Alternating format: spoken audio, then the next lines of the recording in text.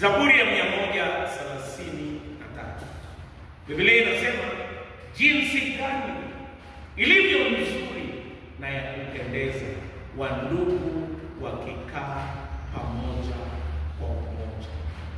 Ni kama mafuta yateremkayo, mafuta ya thamani yateremkayo ndevuni mwa ndugu, yapita upindo wa mavazi yake.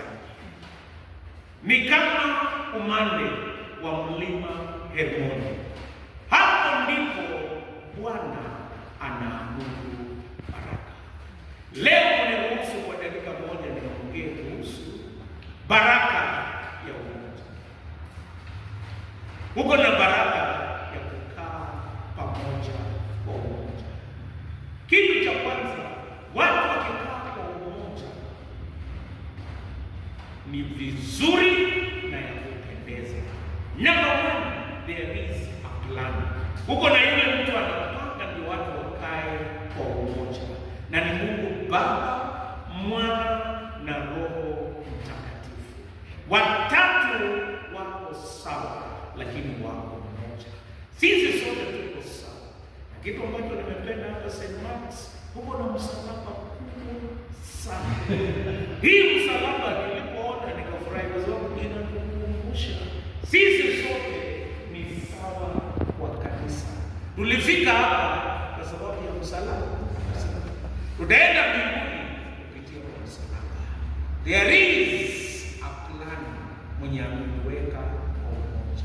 Ni Mungu Baba, Mwana na Roho Mtakatifu.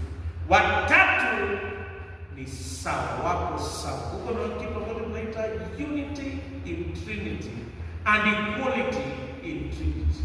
Watatu wako sawa na ni mmoja.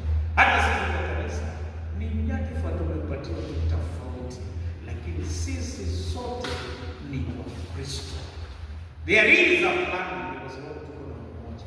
Number two, there is a pattern. Kuna kila mtu ako na sehemu yake.